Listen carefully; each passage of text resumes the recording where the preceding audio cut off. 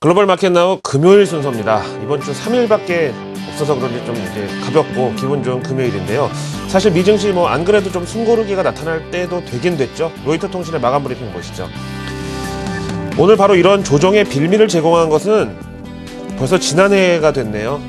12월 마지막 FOMC에서 연준 임원들이 연준 대차 대조표상 이 부채가 우려할 만한 수준이다 이렇게 언급한 이 대목이 바로 조정의 빌미를 제공했다. 근데 여기서 좀 설명을 드리면은요, 이 연방준비제도 이사회 여기는요 우리나라 한국은행하고는 달리 은행 업무, 그러니까 수신 여신 업무를 실제로 하고 있습니다. 이걸 연준을 우리나라 조폐공사로 생각하시는 분들이 있는데 그야말로 은행이거든요. 그래서 지난번에 QE 1, 2, 3 그다음에 오퍼레이션 트위스트 이런 게 다 무작정 돈을 찍어내서 내보내는 게 아니라 이 채권이라는 담보를 잡고 돈을 빌려주는 이런 형식이라는 거죠. 근데 지금 이렇게 담보를 잡고 나간 대출, 그러니까 이 부채가 너무 과다하다는 데에 대해서 일부 연준 내 이 매파 성향의 사람들이 문제를 제기한 거죠. 그래서 지난해에도 여러 번 말씀을 드렸지만요, 버냉키 연준의장 임기가 2014년 1월입니다.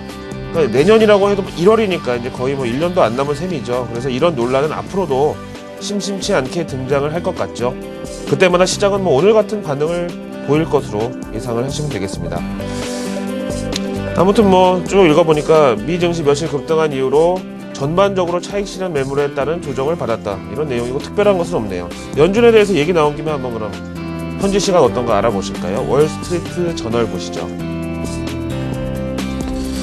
왜 우리 이문열 씨 소설 중에 추락하는 것은 날개가 있다 이런 제목과 비슷한데요. 앞서 보신 대로 언제까지 계속 연준이 이 돈을 풀 것인가, 끝은 분명히 있을 것이다 이런 글쎄 악재라고 하기도 좀 뭐하고 호재라고 하기엔 더더욱 아닌 이런 주제다 보니까 끝에 이렇게 물음표가 달려있는 거겠죠. 제 설명보다는 현지 전문가 의견으로 바로 정리를 해드려 보겠습니다. 밀러 타박앤코 증권사인데요, 지난번에 발표한 QE3의 가장 큰 특징이 바로 오픈엔드, 그러니까 언리미티드라고 하면은 좀 무식해 보이니까 오픈엔드라는 표현을 그때 썼는데 이게 바로 이제 무기한 무제한이죠. 연준의 이런 무제한 채권 매입이라는 이 컨셉에 부작용이 발생한 사건이었다. 그래서 채권 매입 금액을 아예 명시조차 하지 않은 이런 게 오히려 연준 재정 건전성에 큰 도전이 될 수도 있다는 이 점은 연준 임원들 입장에서는 당연히 우려할 수밖에 없는 그런 주제였다는 거죠. 따라서 시장도 이번 기회에 예방주사라고 할까요? 우리 이렇게 무슨 임종 대비 훈련 이런 거 한 번씩 관에 들어가 보기도 하고 이런 것처럼 시장도 연준 양적 완화의 지속성과 그 종료 시기에 대해서 한 번쯤 생각해보는 계기가 됐다. 그 정도일 뿐이다라고 풀이를 했습니다. 그렇죠. 우리가 헤어질 거 두려워서 연인을 못 만나는 게 얼마나 이게 무모하고 비상식적인 그런 거겠습니까. 이거에 따라서 연준의 양적 완화, 이 유동성은 계속 풀려 나온다. 다만 한 번쯤 끝을 생각해보는 계기가 됐다. 이게 딱 맞는 표현일 것 같아요. 자, 다음 내용 보시죠. 어제 사실 방송 끝나고 이 예민수 앵커님한테 불려가서 지적을 받은 게, 존 베이너가 하원 의장인데 자꾸 대변인이라고 했다가 원내 대표라고 했다, 말을 자꾸 헷갈리게 하느냐 하셨는데, 여기에 대해서 한번 내용 보시죠. 워싱턴 포스트지 보시겠습니다. 지금 보시는 존 베이너는 우리식으로 표현하면은 하원 의장이 맞습니다. 제가 그동안 좀 틀렸었던 건데 죄송합니다.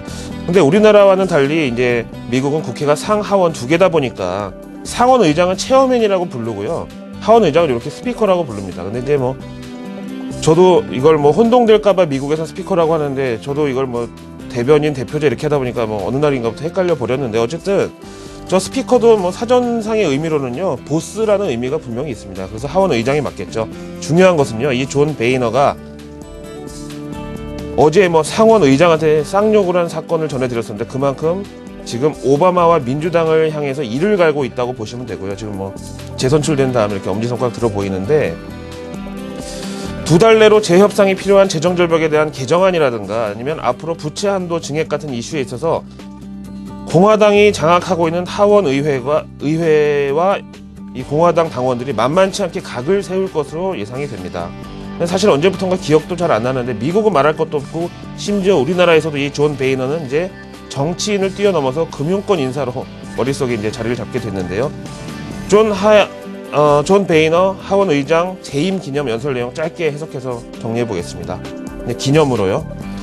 여러분 가운데 국회 전광판에 그저 내 이름 석자 불 들어오는 거 보려고 혹은 정치적으로 뭔가 얻어내려고 여기에 온 사람이 있다면은 잘못 찾아왔다. 출구는 뒤쪽이다.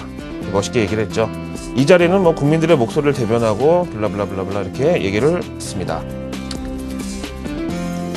이날 연설을 이제 직접 동영상으로 제가 봤는데 앞에서 뭐 이를 갈고 있다는 이 표현처럼 상당히 결연한 그런 표정이었습니다.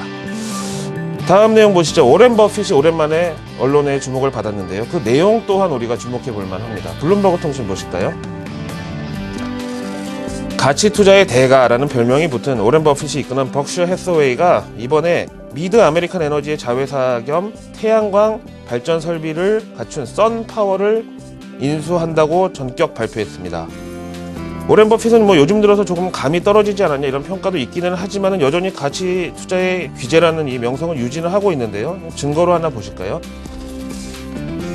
가장 최근 사례가 이거가 되겠는데요. 지난해 여름이었죠. 요때 7월 요때였었어요. 요때 갑자기 오렌 버핏이 평소에 금융주 좋아하지도 않는데 뱅크 오브 아메리카 주식 대량 매입한다고 발표해서 투자자들 사이에서 화제가 됐었는데 결국 차트를 보면은 이때가 완전히 뭐 발바닥은 아니어도 무릎 정도에서는 사서 지금 이제 7달러에서 산 게 12달러까지 와서 뭐 우리가 좋아하는 따블은 아니어도 한 80% 이상 수익을 거두고 있는, 그래서 이제 오렌 버핏의 이런 태양광 관련 업체 인수가 가치 투자 관점에서 보면 지금 정말 사도 될 만한 이런 당위성이 들어있다라고 볼 수가 있겠습니다. 그럼 차트로 한번 비교해 보실까요? 미국의 가장 대표적인 태양광 관련주는 퍼스트 솔라입니다. 오렌 버핏의 이 소식에 힘입어서 오늘 하루에 7.57% 상승을 했고요. 뭐 어제 우리나라 시장 OCI나 한화케미칼하고 비슷한 정황이 보여지고 있는데요.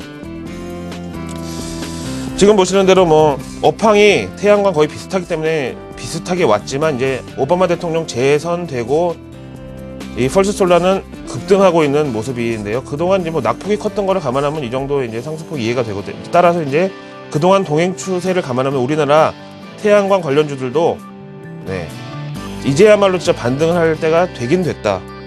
그리고 뭐 한번 반등을 하면 조금 더 갈 것이다. 이제 이렇게 봐도 되겠고요. 뭐 우리나라 지금 대정전에 대한 이런 뭐 공포, 언론도 많이 타고 있고 뭐 전력 예비율 떨어지고 이런 얘기 나오다 보니까 여러 가지 뭐 다시 한번 태양광이 테마주로서 날아오를 좀 영향이 있다라고 보겠습니다. 오늘 외신 좀 편수가 많은데 벌써 한 6편째 봤는데 이 내용은 안 볼 수가 없죠. USA 투데이 보시죠. 지금 보시는 대로 이 USA 투데이 이름 자체가 USA가 들어가잖아요. 그래서 우리나라 치면 한국경제신문처럼 나라 이름이 들어가는 대표 언론인데 여기에 바로 이 현다이가 등장을 했다는 거죠. 뭐 오늘 이 내용은 뭐 각종 전문가들 비롯해서 언론에서 하루 종일 얘기할 테니까요. 제목만 이렇게 보시면 되고요. 따라서 지난 뭐 연비, 뭐 조작 파문, 오류 파문 이런 거나 뭐 최근에 뭐 환율 하락 같은 이 마이너급의 리스크는 충분히 해소될 수 있는 것으로 기대를 해보겠고요. 오히려 지난 조정에 눌림목 매수 타이밍으로 생각하고 매수를 하신 분들은 그 선택에 후회가 없을 것이다라고 제가 말씀을 드려도 입방정은 아닐 거라고 생각을 합니다. 마지막으로 MSCI 한국지수 보시죠.